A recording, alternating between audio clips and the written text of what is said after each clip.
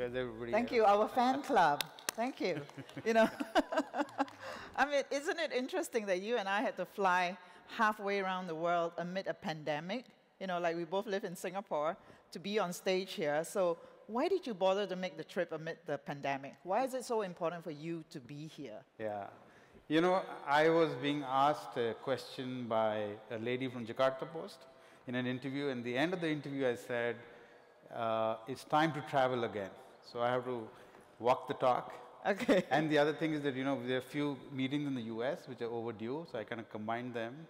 I think one of the most important reasons was also that Philip Wolf was on our board and a dear friend.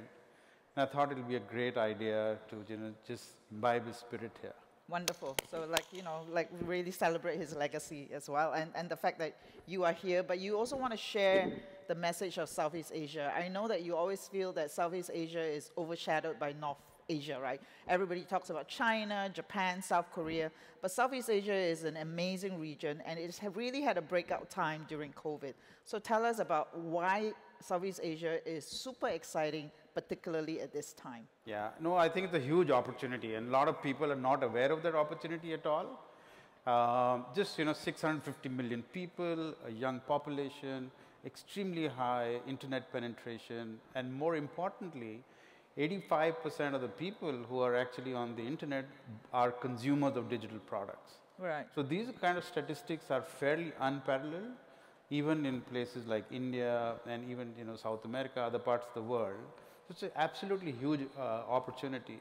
Right. And even if you look at the hospitality by some of the Phocuswright research in the previous years, the hospitality industry is 3 times bigger than India.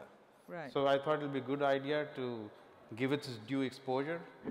And actually, it's very good timing because this week, Google, Temasek, and Bain & Co. just released their annual economy SEA report. And they basically declared that the digital decade has arrived in Southeast Asia, and they're projecting that it will be a 1 trillion economy by 2030, and that during the last year, 40 million new digital consumers have joined the 440 million already online.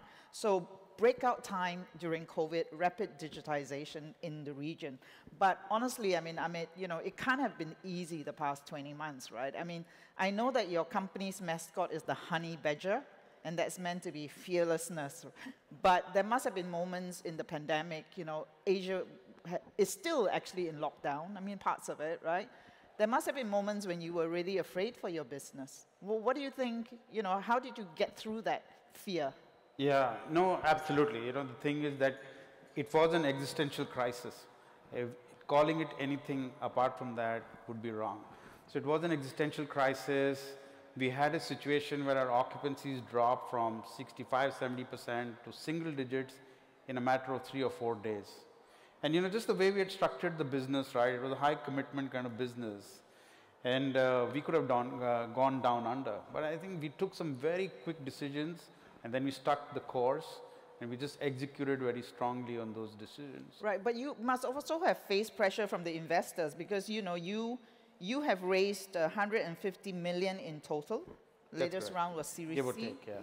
And you were kind of on your way to becoming a unicorn. I remember that, you know. So the investors must have put pressure on you. How did you manage your investor relations at this time? Did you tell them to just go away and leave you alone? Yeah. I think a couple of things, right? One, that if you start off with a good relationship, then in times of crisis that, you know, all the hard work you put in the relationship comes handy. There was a lot of goodwill which we had with our investors. But more importantly, you know, beyond a point, we told them that, okay, you're reading the same articles that we are reading. You are getting the same messages that I'm getting. So let's speak once a month. Let me execute on it. I think that worked well. We have phenomenal investors, you know them, right? Right, and so you've kind of turned the corner. I mean, you're in a stronger position now. You've cut costs. You're really leaner now. You're a leaner badger. Yes. Coming out of this pandemic. Okay, so now what do you think was, you know, we now see, for example, yesterday we had Steve Hafner talking about Kayak now going into hotels, right? You know, and so he's got 2 new hotels now. And then he said that his was more Yanoja model. So you got some competition coming in. I know the pandemic killed a lot of competition, but it's also new competition coming on. What do you think of these new models coming in? So I think this is an exciting segment, and so people will try to attack it in different ways, and I'm very happy that they're doing it, right? The new ideas coming around. However, as you know, this is a very hyper-local business. In every region, there will be a local champion who comes out. And especially in this hospitality 3.0, tech before asset kind of model which we are in. So if you just look at it, right, Yeoh is very Korea-centric. They've done a fantastic job there, but it's Korean. It's a Korean company. They derive the strength through Korea. Or China Lodging, or Huazhu, we did a fantastic job in China. And so on and so forth, right? So we believe for Southeast Asia, there will be a regional company which does a really good job. I think we are going to be that company. All right, so really hyper-local. Although Yeoh has raised like $1.7 billion. We thought those days were kind of over before the pandemic, right? Those valuations, but they still raised $1.7 billion to execute on their global expansion outside South Korea. So it's going to be an interesting times ahead, interesting battles, right? So there's also a lot of talk here. We've heard in sessions that, people are going to do remote work from anywhere, don't want to go back to the office. Do you see that same trend happening in Southeast Asia? Some, but definitely there's nothing replacing face-to-face human contact. I think some job functions would kind of permanently go away, because if you can do it remotely from any other location, you don't necessarily need to have like a huge salary and working in the CBD of Singapore. But that's going to be a minority. We need, we've had phases when we've been back in office in full strength, and there's a different level of productivity. So I don't think it's a long-term kind of scenario. Okay. So now, your business model is basically you use tech to empower independent hotels, right? And it's very asset-light, and so you've managed to scale that. But you now have 5 brands. Yes. Okay, so you got RedDoorz, which is your bread and butter. You got Urban View, you got Sands, and then you got Sunera, which is 3 to 5 stars, and then you got Cool Cost, which is for remote workers. Right. So, in a way, you came in to try and disrupt the market, the traditional hospitality, but aren't you in danger of looking very much like them with all these different brands now? Right. No, I think the way to look at it is they're all different shades of gray. And it's all gray, it's all budget, it's all $30 and below. That's the starting point. Okay. The other way we look at our business is our consumers are our hotel partners. So, or our customers are our hotel partners. We need to have a solution for every kind of hotel. If we go with a solution for only one kind of hotel, then it kind of limits, it's a limiting factor, right, in expansion. And remember in hospitality, right, you have to learn from the good things from the other players who've been there, right, like the pioneers. And so if you have on a street, you can't have 10 Marriotts, right? But you could have different brands of Marriott. Yeah, which is, how the traditional hospitality companies have played it. So you're kind of taking a lead from their playbook as well. So there's some good things about the traditional hospitality business that you are adopting in your business. I think we are doing whatever it takes to build a big billion-dollar company and a solution for our hotel partners. Okay. So during the pandemic, you cut down 40% of workforce? That's correct. Right, okay. And then basically 96% of your business is domestic in Philippines and Indonesia, right? That's so correct. very, very domestic business. Okay, and then, but in Vietnam, got decimated. Completely. So you shut down Vietnam? No, we didn't. We still believe in Vietnam. But lights are on, but they shut down the borders. In fact, there were times where you couldn't even get a haircut. So they completely put the military on the roads. Things are getting better now. So okay. And then in Singapore, you have gone from 13 to 3 properties. Yes, correct. And Singapore's borders are still pretty... Are sealed, and it's a different market, right? It's like an extremely high-cost real estate market. And there's really no domestic There's market, no domestic, right? and in the spirit of experimentation, we did a lot there, but nobody saw the pandemic coming.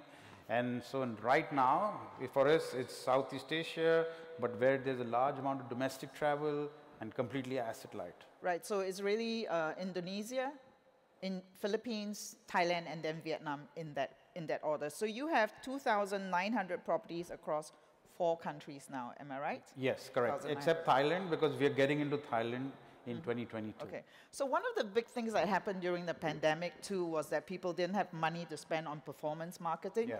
And you have built a really consumer-facing brand in those local markets. So what has that taught you about performance marketing? Yeah, well, I don't think we will ever go back to performance marketing. I think it was the mother of all A/B experiments for us. So we are in 200 cities in, say, Indonesia. And apart from the top 3 or 4 cities, a lot of the people are not even online. So how do you reach out to those consumers who are not online? So the brand building approach works better for us. So TV.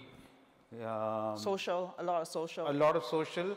So even in digital, it's more brand and social, but it's not performance. So you've been able to really get direct business through the pandemic without spending on performance marketing, am I right? 80% of our business is direct. Pre-pandemic, it was 75%. And I was thinking, man, we've been spending so much money on performance marketing. What a waste. Yeah, it's interesting because yesterday Steve also said that 90% of the business for Kayak Miami came from the Kayak direct channel as well. So it seems to be a global trend. It is, right? And if you just look at the way our business is structured, there are a lot of locations in one city. So the discovery point is not booking.com. The discovery or Google, the discovery is the RedDoorz app.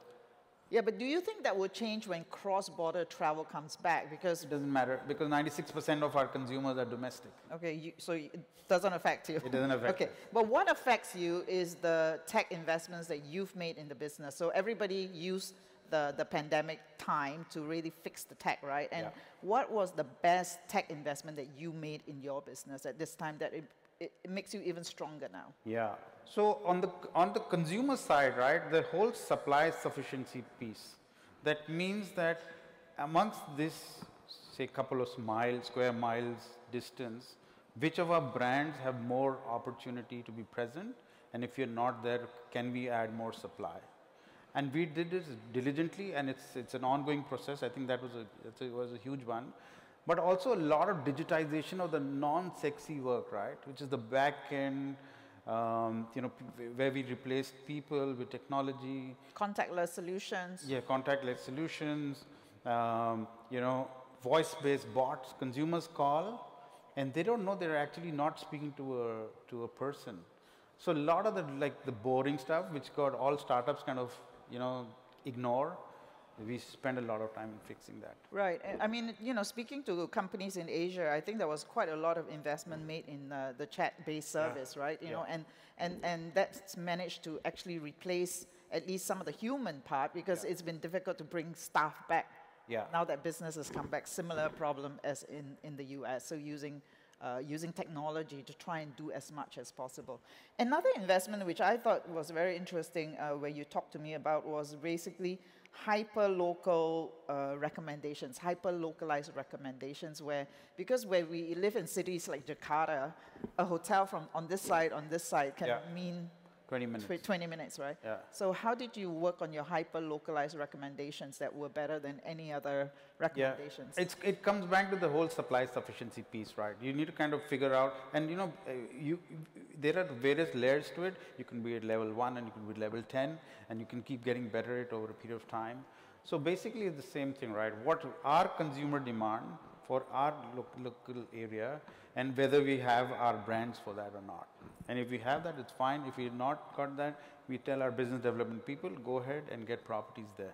Okay, so you use hyper-local recommendations to find hotels, but at the same time, it's also to recommend to your customers which hotel they should be picking on which side of the road. They do, but somehow the decisions are made by them because, again, high repeat rate, localized business, they know the city extremely well. Right. Okay. What was the worst investment that you made? What was the worst tech investment you made? You go, damn, I shouldn't have done that. Okay, so I'll be very frank, right? So in the extended stay business, which is called Cool Cost, we actually decided to try a marketplace model where we'd say, oh, we'll list a lot of properties and let the consumers select. I think that was terrible. It didn't work out at all.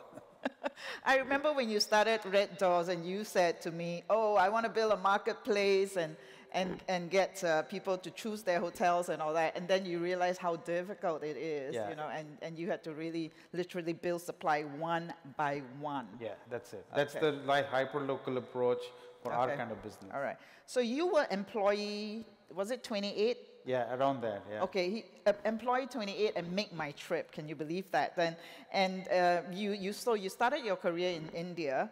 Why did you not stay on to take on India? Because India is such a big market. Everybody keeps talking about it. Yeah, I just feel that it's like there's a huge opportunity in Southeast Asia. I just think Indonesia, it's absolutely phenomenal. And I just thought that, hey, the path of least resistance to build a great company is going to be Southeast Asia. And I just also feel that India has a lot of potential, but just, you know, we still have to see a lot of the potential come out. I love his quotation where he said, India is like an elephant that threatens to dance but never dances. Yeah, well, it's kind of dancing now. Dancing a bit. Okay, so you want to dominate in Southeast Asia. Your mission is to be the #1 hospitality company in Southeast Asia, which is new age, asset light. Well said. Okay. What does domination look like? Visualize that for us. I think for us, 15,000 hotels should be using a RedDoorz solution or a RedDoorz affiliated brand. I think for us, that will be an extremely satisfying kind of Okay, and it's real hotels, not just, you know, hotels that some chains just put on the map to say we have 50,000 hotels. that is like we've kind of figured out, right? Like, I think during the pandemic, one thing we clearly figured out, like there's no point in deluding yourself or anybody else. If there is a property, you're not making enough money from that property, that's like your empty calories, right? Like, that's like Coca-Cola, don't drink it. So don't bring it on board because there's effort, because you're not going to make money. So we don't do that. Okay. So you declared your ambition to be a unicorn. That remains? Of course. Okay. That But it's was delayed last you. How many years has it put you Well, back? I think we lost 2 years for sure. But I think we are like fairly just a quarter or two away of good season from reaching that status. Okay. And you said that every dollar that is made on the core business, you make 50 cents on ancillaries. That's now. correct. And you was zero pre-pandemic. So Absolutely. you managed to make 50 cents on ancillaries. All right. So you're actually making more money now on half the room nights. Yes, that's correct. Our highest amount of money which we ever made was in September of this year, and then October beat September. So, and this was at half the room nights. You're absolutely right. Then our peak. Okay, so you're profitable. So for us, profitability is a choice right now. And I think as a startup founder, that is a very strong position to be in. If we want to be profitable, we can be profitable. We are touching distance. So do you want to be profitable? No. Okay. We want to continue to grow. All right. So it's interesting during this time that I've seen, you know, companies that raised a lot of money that were chasing unprofitable growth suddenly become profitable during the pandemic. Even Klook is saying that they are profitable at this time. So, you know, so you say it is a choice, and COVID was like a slap in the face. Absolute slap in the face. I don't know what we were thinking, but yeah, it kind of helped us grow up. All right, so your target is 15,000 rooms, and but what's the new metric for the company now? Like before, it was ORM, right? Yeah, occupied room nights. Right now, it's a term which we've coined called MIB. It's called money in bank. Basically, it means that, you know, this is the real revenue number which everybody needs to track. Okay. So lots of talk in here too about super apps, you know, and fintech, where Southeast Asia is pretty ahead of the game here. You know, what do you think? Super app, underrated or overhyped? I think it's a good opportunity, especially if you're trying to bring like food delivery into transportation and payments for the underbanked, which is the problem in, say, Southeast Asia, or was the problem. But apart from that, if you're going to push it into other places, there is limited success. Right. I mean, so we have travel companies now saying they are fintech companies, Hopper. I think Traveloka is doing a lot. Are they doing that because they want the valuations? Yeah, they could be. It's up to them to decide or define themselves. But if you do say that you're a fintech company, you know, there is definitely a lot more interest. Okay, so we're going to wrap up with rapid fire, all right? One little known secret about Indonesia. It's more liberal than you think. It's also that when BlackBerry Messenger went to die, it was bought by an Indonesian company called MTech Group. Okay, one little known secret about the Philippines. Philippines is the world's #1 selfie country, and Manila is the #1 selfie city in the world by Time magazine. Thailand or Vietnam? Well, both, but Thailand. Grab or Uber? Gojek. Okay. Go to. All right, one word to describe this company, Trip.com. Trying hard. Traveloka. No comments. Make My Trip. Oh, super. Loved it. RedDoorz. Well, it's my company, my baby, our baby. All right, please join me in thanking Amit. Thank you so much. Thank you. Thank you.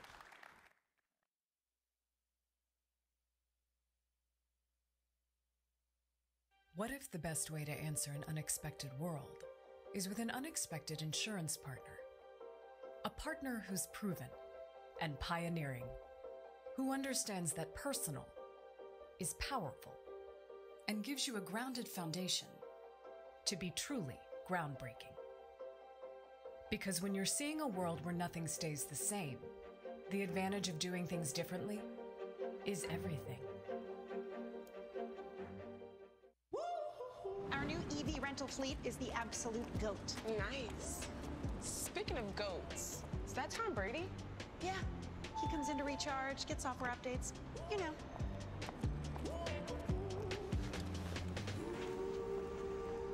Same time next week? You got it. Cool. Let's go.